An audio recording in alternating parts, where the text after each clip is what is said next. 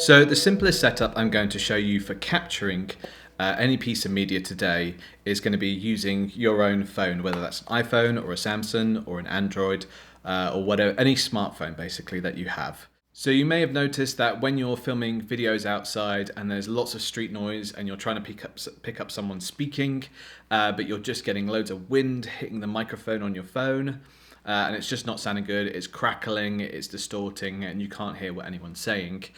To avoid that, this is a solution to prevent any background noise getting in so you can hear the person speaking. So say if you wanted to record a preach outside, it would just pick up the speaker themselves. So first of all, you're going to need to get the Rode wireless Go's in the studio. These are great little things, but they do need to be plugged back into USB-C chargers after each session because they don't have the longest battery life. So they do need to be charged for the next person coming in. So we've got the microphone part of the wireless Go, which is for just picking up the audio of the speaker.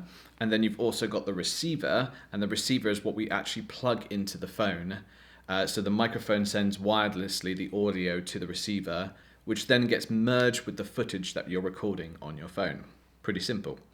So what we're going to do is turn both of them on, and we're going to start with the microphone first. Now, the microphone is placed at the top where you see the little mesh. Now, we've used this microphone before in the past that's already built in, and it's not amazing to be honest, but it still serves a purpose. So all you want to do is make sure that microphone area, the little mesh that you see, is always pointing towards the speaker's mouth. Otherwise, if it's that way round, it's just going to get all the noise that's coming from there. So you want to always clip it as close as you can. So on a piece of clothing, on a tie or a beard if you've got a beard, and that will do most of the work. However, what I would recommend is we also have a tie mic. And these are great because they tend to just pick up the speaker and what they're saying. It's a little bit of a nicer microphone.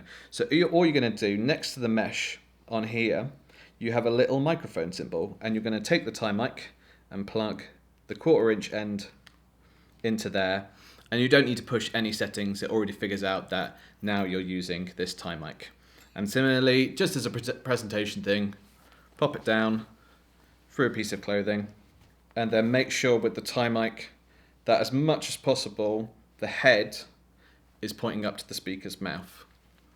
So, simple as that really. So the next part is the receiver. Now actually on the receiver, you'll be able to see a green line, which is telling you that audio is coming through. So the tie mic audio I am speaking through on here is coming through there. Now if it goes into yellow, that's not too bad, but if you're speaking and it's going into the red, that means the audio is going to distort. So you might want to change the setting at the bottom here where it says dB, stands for decibels, basically volume.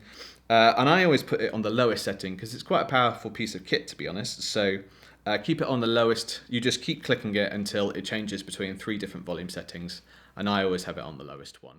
So once you've made sure that there's audio coming through on the receiver screen, you're then going to plug this little cable into the side of the receiver. So this little one here next to the USB charging input. So you're going to plug it into there. Now, the important thing, is that it's the black side of the cable, not the grey. The grey will always go in your phone. It is meant for adapting phone audio and converting it and all that science. So always make sure that the black one goes in the receiver. Now, this is where it gets a little bit more complicated depending on what device you have. Now, if you have an iPhone, you will need to get a dongle adapter, basically, a little 1/4" to Thunderbolt as an adapter. So that is going to go into the grey end. And then all you're going to do after that is plug it into the bottom of your phone, and then that will automatically figure out what's going on. You go to video, you don't even need to press any settings. It will just start using the audio from this microphone to get crystal clear audio. It's great. So the only difference if you don't use an iPhone is that the little dongle here, you want to swap that out for not a Thunderbolt one, but you want to do one that is for USB-C. They're very easy to find on Amazon. We don't have one here currently as of this time of recording at the studio, but they're like $10 max basically for a little adapter.